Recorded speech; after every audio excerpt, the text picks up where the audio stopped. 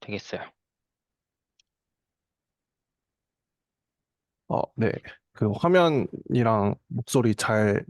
들리시는 걸로, 네, 네. 생각하고 발표 시작하도록 하겠습니다.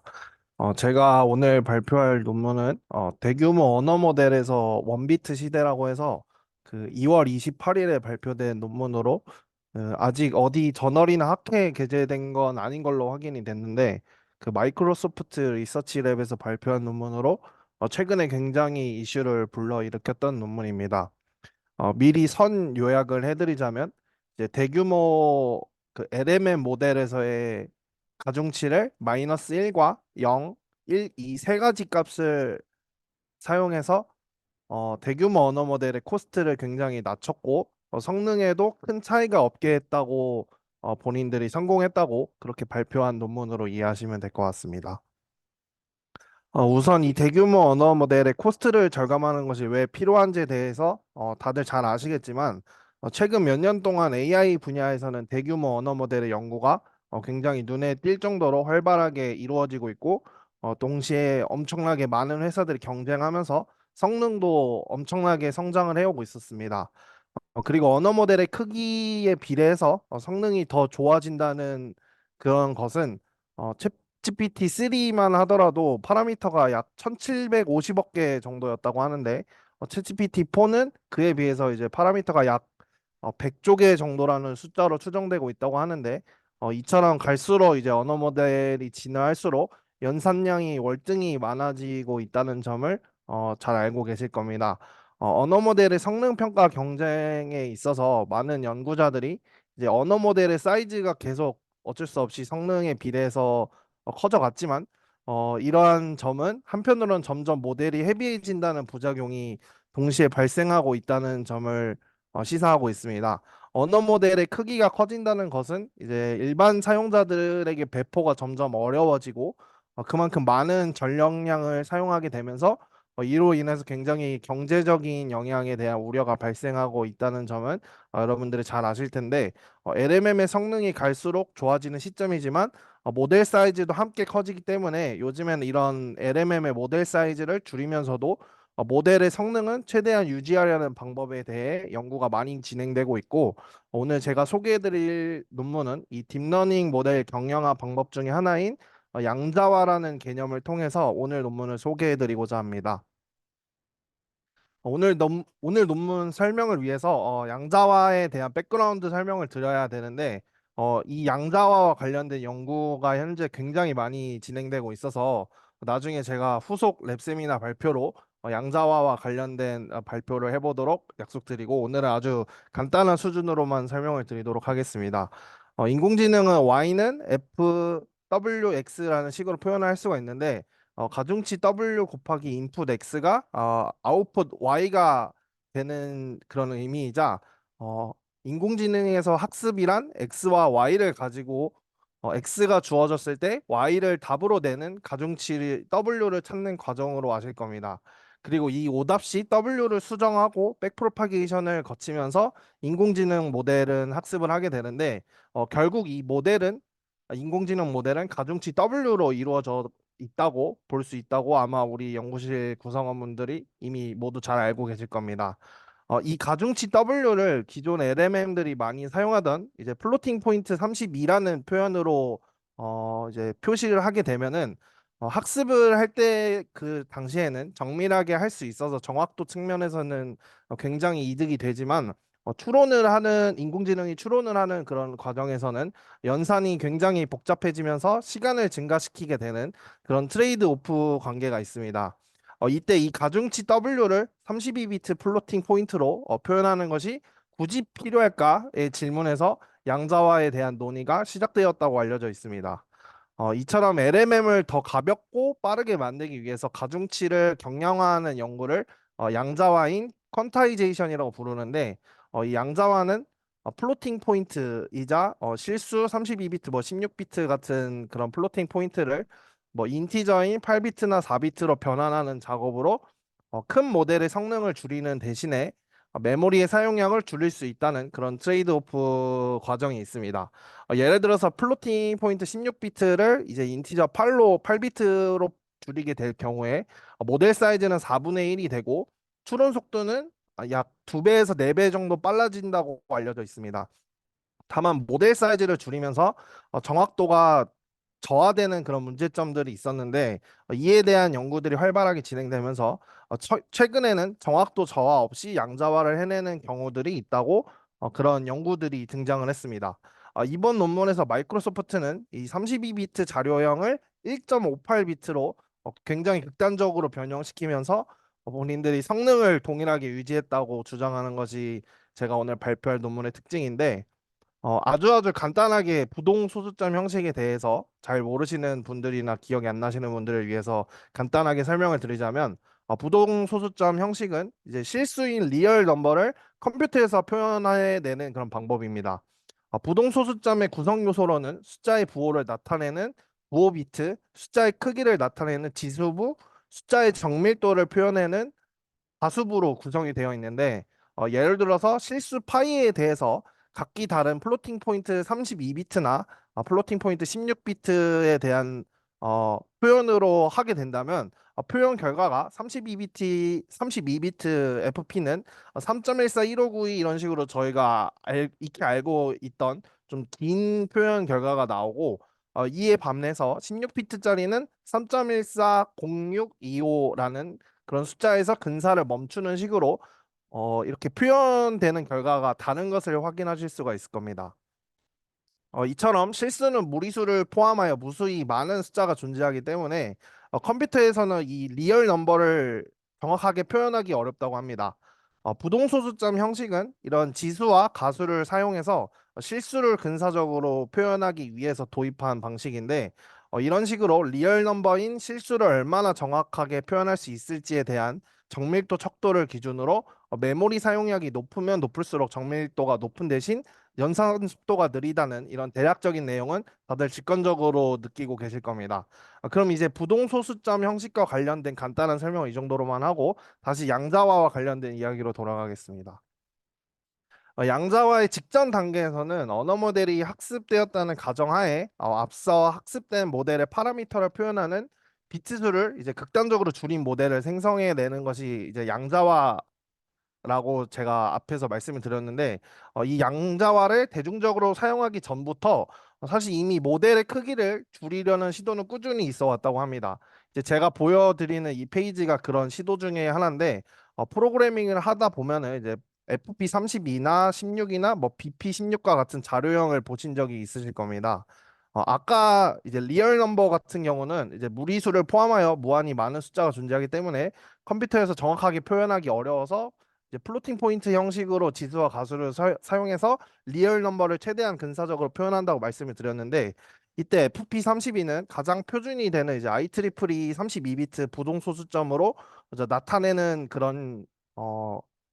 약속이라고 이해를 하시면 됩니다. 즉 32비트 플로팅 포인트 형식은 한 개의 부호 비트와 8개의 지수부 그리고 23개의 가수부로 이루어졌기 때문에 파라미터를 표현하는데 FP32의 형식을 사용하게 된다면 파라미터 하나당 4바이트를 차지하게 되는데 그럼 만약 이제 메타에서 출시한 LMM 모델인 이제 라마2 7B 모델을 이제 FP32로 표현하게 된다면 총 얼마의 메모리가 필요하냐 이거에 대한 계산을 해봤을 때 7 곱하기 10의 9승 곱하기 4바이트는 이제 28기가바이트라는 크기가 필요하다는 걸 알 수가 있습니다. 하지만 이제 현재 일반 사용자용으로 굉장히 제공되는 고사양 그래픽 카드 중 가장 성능이 좋고 VRAM이 많은 모델인 RTX 4090 이것도 이제 24기가의 VRAM을 가지고 있기 때문에 FP32의 형식으로 이제 라마 2를 돌리게 된다면 일반 사용자들은 이제 이런 라마2 7B 모델을 사용하지 못할 것으로 여러분들이 생각할 수 있을 겁니다. 그렇다면 이제 FP16이나 BF16에 대해서 살펴보도록 하겠습니다. 이 둘은 공통적으로 16비트지만 이제 FP16은 지수부가 5비트, 가수부가 10비트를 가지고 있습니다. 지수부가 5비트밖에 안 되기 때문에 표현할 수 있는 수의 범위가 이제 기존 FP32에 비해서 나타낼 수 있는 범위가 굉장히 좁아서 오버플로우나 언더플로우가 발생할 가능성이 매우 높습니다. 참고로 오버플로우는 부동소수점 형식이 표현할 수 있는 그런 최대값을 초과하는 현상이고 언더플로우는 표현할 수 있는 최소값보다 더 작아지는 현상을 말하는데, 그래서 그 대안으로 나온 것이 BF16입니다. 어, FP16비트에 비해서 BF16비트 같은 경우는 3비트의 정밀도를 잃기는 하지만 이제 지수부를 8비트, 가수부를 7비트로 가져가는 조건 하에 FP32비트와 동일한 표현 범위를 가져갈 수 있다고 합니다. 즉 특정 딥러닝 작업에 있어서는 FP16비트보다 이 BF16비트가 더 빠르고 메모리 효율성이 높다는 것을 아실 수가 있는데, 이제 앞서 언급한 라마2 7B 모델에 대해서 이 브레인 포인트 16비트를 이용해서 표현을 하게 된다면 얼마의 메모리가 필요할지 계산을 해봤을 때 7 곱하기 10의 9승 곱하기 2바이트가 이제 14기가로 계산이 되어서 이제 일반 고사양 사용자들도 이제 이 라마 모델을 사용할 수 있게 된다는 것을 아실 수 있게 됩니다. 그럼 이제 이 파라미터당 크기를 4바이트에서 2바이트로 절반이다 줄이다 보니까 이러면 언어 모델의 성능도 절반으로 줄어들지 않을까 하는 그런 생각도 있는데, 실험을 진행했을 때 이 FP32비트를 사용한 모델과 이제 이 브레인 포인트 16비트를 사용한 모델이 거의 동일한 결과를 보였다고 연구를 통해서 확인이 되었다고 합니다. 그럼 이제 슬슬 이거보다 더 줄여도 되는 게 아닌가라는 생각이 드는데, 안타깝게도 이런 방식으로는 이제 정밀도가 낮아지면 추론 품질이 굉장히 떨어지는 현상이 발생한다고 합니다. 그럼 이제 16비트에서 8비트로 앞선 방식처럼 크기를 더 못 줄이나 싶은데, 이때부터 이제 퀀타이제이션 방식이 적용이 된다고 합니다. 8비트 퀀타이제이션을 적용하는 이유는 이제 여러 실험을 통해 추론 품질이 급격하게 떨어지는 문제가 발생했다고 제가 앞서 말씀드렸는데, 이를 해결하기 위한 방법으로 등장을 하였다고 합니다. 이 방법은 이제 4분의 1의 정밀도를 사용하면서 모델 크기가 4분의 1로 작아지지만 비트 수를 반으로 줄인다고 해서 이 양자화가 완료된다고 하는 것은 이제 아니라고 연구를 통해서 나왔습니다. 이 퀀타이제이션 같은 경우는 기본적으로 한 데이터 타입에서 다른 데이터 타입으로 변형하면서 반올림하는 그런 방식으로 수행이 된다고 하는데,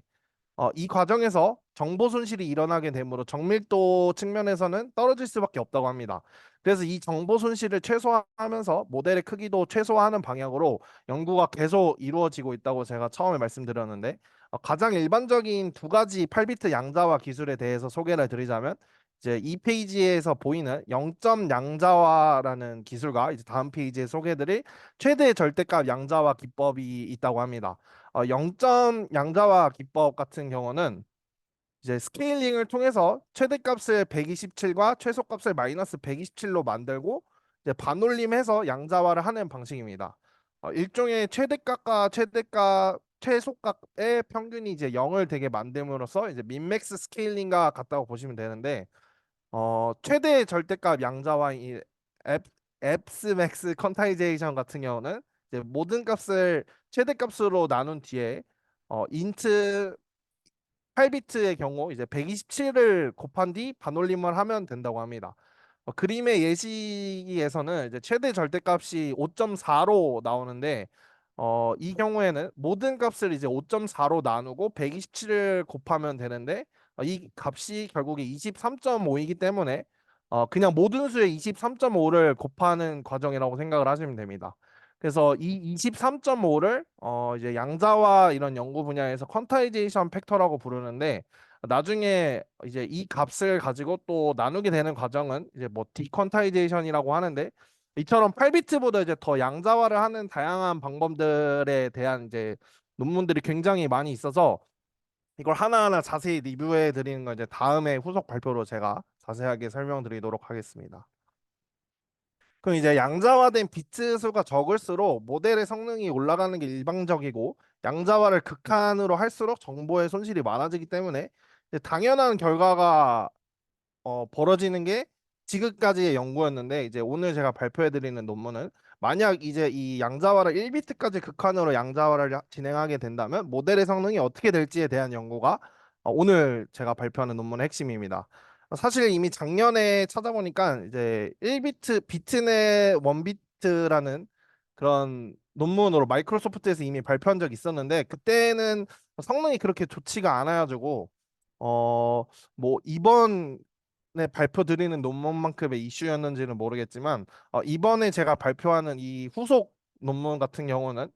이제 단순히 1비트가 아닌 숫자 0의 가중치를 포함해서 1.58비트라는 그런 기법으로 이 연구를 진행을 했다고 합니다. 제가 소개해드리는 이 1.58비트 LMN 같은 경우는 1비트로 했을 때보다 성능이 더 좋은 반면에 이제 16비트로 원래대로 진행했을 때와 성능에 큰 차이가 없다고 저자들이 주장을 하는데 왜 1.58비트라는 이름을 가졌는지에 대해서 이제 간단하게 설명을 드리자면 1비트 같은 경우는 이제 1과 0에 대한 두 개의 경우의 수를 가지게 되는데 2비트는 뭐 00, 01, 10, 11과 같은 네 개 경우의 수를 가지고 그럼 반면에 마이너스 1과 0과 1 이렇게 세 가지 경우의 수를 가지게 되는 경우를 어떻게 표현하지에 대해서 저도 좀 궁금을 했었는데 이 저자들이 말하는 바로는 뭐 로그 2의 3이 뭐 1.5849 이런 값을 가지기 때문에 1.58비트라고 표현을 했다고 이해를 하시면 될 것 같습니다. 그래서 이렇게 오른쪽에 보이는 사진과 같이 기존에는 이제 웨이트에 대해서 소수점 단위로 곱셈 연산을 한 다음에 덧셈 연산을 그 나중에 수행을 했어야 되는데 마이너스 1과 0과 1로 가중치를 표현하게 되는 경우에는 이제 곱셈하는 과정이 없이 덧셈만 하면 되는 것과 같은 수준으로 이제 계산이 굉장히 훨씬 쉬워지게 되는 것을 직관적으로 알 수가 있는데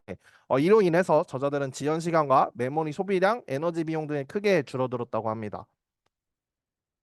바닐라 LMM 모델 같은 경우는 이제 16비트 FP로 되어 있으며 이제 모든 LMM의 대부분은 사실 행렬과 곱셈으로 이루어져 있기 때문에 GPU라는 장치가 굉장히 중요한 것으로 잘 알고 계실 겁니다. 따라서 이런 GPU가 필요한 부분은 이제 주요 계산하는 과정에서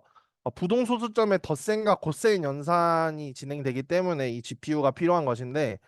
이러한 곱셈 과정을 없애고 덧셈으로 모두 바꿀 수 있기 때문에 이제 마이크로소프트 측에서는 CPU로도 충분히 연산이 가능하다라고 이렇게 주장하는 게 이제 논문이 나중에 이제 뭐 퓨처웍스 같은 데 나오는 이야기이긴 한데 개인적인 추측으로는 이제 CPU로도 연산이 가능하게 만들어서 이제 GPU로 독점을 하고 있는 이런 엔비디아의 어 그런 독과점 체제를 좀 어떻게 보면 견제해 보려는 마이크로소프트 팀의 연구로 보이기도 합니다. 원래 이제 1비트 비트넷에 이제 0이라는 추가 값을 추가해서 1.58비트가 되었다고 제가 말씀을 드렸는데 이러한 새로운 계산 패러다임을 제시를 함으로써 기존의 1비트넷 그러니까 마이너스 1과 1의 파라미터만을 가지고 연산했을 때보다 더 좋은 성능을 보이는 그런 결과값을 이 저자들은 말하고 있습니다. 이는 기존 1비트 비트넷과 동일한 에너지 소비량을 가지면서 이제 메모리 소비나 이제 처리량이나 지연 시간 측면에서 기존의 16비트 플로팅 포인트로 진행했을 때보다 어떻게 보면 훨씬 더 계산을 덜 하게 되고 이제 시간도 줄어들기 때문에 이제 효율적이라고 이제 저자들이 주장을 하고 있는데 아까 제가 앞서 말씀드린 8비트에서의 그 양자화 함수와 관련돼서 얘기했던 것처럼 이제 이 비트넷 1.58에 대한 퀀타이제이션 펑션에 대해서 간단히 설명을 드리자면 이제 먼저 평균 절대값으로 크기를 조정한 다음에 마이너스 1과 0, 1 중에 이제 가장 가까운 정수로 반올림하는 방식으로 비트넷에서는 이제 0과 Q의 범위에서 양자화를 했지만 이제 1.58 비트넷에서는 이제 마이너스 Q부터 Q까지 양자화한다고 이 저자들은 말하고 있습니다. 그래서 가중치를 마이너스 1과 0 또는 이제 플러스 1로 제한하기 위해서 이제 앞서 말씀드렸었던 앱스 평균 양자화 함수를 사용했다고 하는데 뭐 가중치 행렬을 평균 절대값으로 스케일링한 다음에 마이너스 1과 0과 플러스 1 중에 가장 가까운 정수로 반올림하는 그런 방식으로 이해를 하시면 될 것 같습니다. 이제 표 1은 이제 비트넷 1.58 비트랑 이제 라마에서의 비용과 복잡성에 대한 그런 걸 비교하는 내용이고 표 2 같은 경우는 이제 최종 정확도와 관련된 제로샷 정확도를 비교하는 내용인데 표 1의 내용을 보시게 되면은 이제 비트넷 1.58에서는 복잡도 측면에서 3B 모델 크기에서 이제 어 라마랑 이제 결과값이 거의 일치하기 시작하면서 오히려 속도는 2.71배 더 빠르고 GPU 메모리는 3.55배 더 적게 사용한다고 이 저자들은 말하고 있습니다. 그래서 이 저자들은 다양한 크기의 비트넷 1.58과 이제 플로팅 포인트 16비트 라마 모델을 비교를 계속하는 과정을 보여주는데 이제 공정한 비교를 하기 위해서 뭐 천여 개의 토큰에 대해서 뭐 데이터 세트를 사전 학습시켜서 이제 실험을 진행했다고 나오는데 이 그림 2랑 표 3에 나오는 내용들이 뭐 지연 시간이나 메모리 소비량 그리고 뭐 처리량에 대한 비교 내용인데 이 그래프를 보시면 메모리랑 지연 시간 측면에서 보면은 비트넷이 이제 라마보다 4.1배 정도 더 빠른 것을 확인할 수가 있고 특히나 모델의 크기가 커질수록 이러한 그 경량화 퀀타이제이션 하는 과정에 있어서 속도가 굉장히 차이가 많이 났다는 것을 보여주는 그런 그림으로 보입니다. 그리고 에너지 측면에 있어서는 어 라마 그냥 바닐라 LMM 모델에 비해서 이 비트넷 1.58 모델 같은 경우는 산술 연산 에너지 소비량도 추정을 했을 때 굉장히 훨씬 적은 그런 수치를 보이고 있고 표 3과 같은 경우는 이제 뭐 배치 크기를 최대 11배까지 뭐 지원할 수가 있어서 본인들의 모델이 처리량이 8.9배 더 높다는 것을 그런 보여주는 표 내용입니다. 그래서 이제 이 논문의 마지막 부분에 나오는 이제 좀 더 본인들 후속 연구로 진행할 예정이나 뭐 가능성에 대해서 남겨둔 부분인데 이제 이런 1.5비트 LMM을 사용하면 이제 엣지나 모바일 디바이스 같은 데에서 언어 모델의 성능을 크게 향상시킬 수 있다고 합니다. 저희가 단순히 생각해도 뭐 갤럭시 S24 이번에 나온 그 언어 모델이 구글에서 만든 제미나이의 굉장히 경량화 버전이라고 이해를 하시면 되는데 이러한 경량화 기법이 만약에 또 잘 적용이 되고 후속 연구가 잘 진행이 된다면 그런 좋은 성능의 LMM 모델을 이런 엣지 디바이스나 모바일 장치에서 적용을 할 수 있고 그렇게 하기 때문에 CPU 성능이 GPU 장치가 없음에도 불구하고 그냥 CPU 프로세서만으로도 이런 LMM을 잘 돌릴 수 있을 거라는 그런 이야기를 하고 있습니다. 그리고 이 밑에는 뭐 뉴 하드웨어라는 이런 이야기가 나오는데 뭐 그로크 Q5라는 그런 뭐 하드웨어가 있었는데 5가 아니라 그로큐 그냥 5 그로큐라는 그냥 뉴 하드웨어가 있는데 이런 그로큐와 같은 그런 특정 하드웨어를 구축하는 데 있어서 그냥 GPU가 아닌 이런 LMM 원비트에 좀 더 특별히 최적화된 새로운 하드웨어와 시스템을 설계하고 만든다면 그게 좀 더 이런 GPU 경쟁하는 이런 체제보다 좀 더 낫지 않겠냐라는 이야기를 하는 것 같습니다. 그리고 마지막으로 이게 굉장히 약간 초전도체 같은 느낌으로 이게 말이 되냐 이런 좀 논란이 많아서 저도 이 저자들의 뭐 깃허브 같은 데 들어가서 좀 더 추가로 뭐 FAQ 같은 걸 찾아봤었는데 왜 이 사람들이 다른 여러 그런 가중치 숫자 중에서 왜 마이너스 1과 0과 1 플러스 1만을 택했냐에 대한 이제 질문이 좀 인상 깊어서 이거를 이제 소개해드리면서 발표를 마무리하자면 마이너스 1과 1은 이제 제가 앞서 말씀드린 것처럼 원비트로 진행한 그런 LMM에서 이미 진행을 했었지만 오히려 0을 추가한 게 좀 더 성능이 좋았다고 이제 나와서 이 마이너스가 1은 이제 제외를 했다고 하고 0과 1을 이제 택했을 때는 이제 최적화하는 과정이 굉장히 불안정했고 이제 훈련을 하는 초기 과정에 있어서 이제 그라디언트가 굉장히 폭발적으로 증가하는 현상이 나타났다고 그렇게 해서 이 0과 1을 채택하는 방식도 하지 않았다고 합니다. 그리고 이제 이 아래 방식처럼 뭐 마이너스 2, 마이너스 1, 0, 1, 마이너스 2, 마이너스 1, 0, 1, 2 이런 다른 방식이 더 많은 비트 경우의 수들은 어떻게 보면 이제 마이너스랑 2에 대한 그런 연산 자체가 곱셈을 제거할 수 있는 마찬가지 방식이긴 하지만 마이너스 1과 0과 플러스 1만으로도 충분히 효율적으로 이런 양자화를 진행할 수 있기 때문에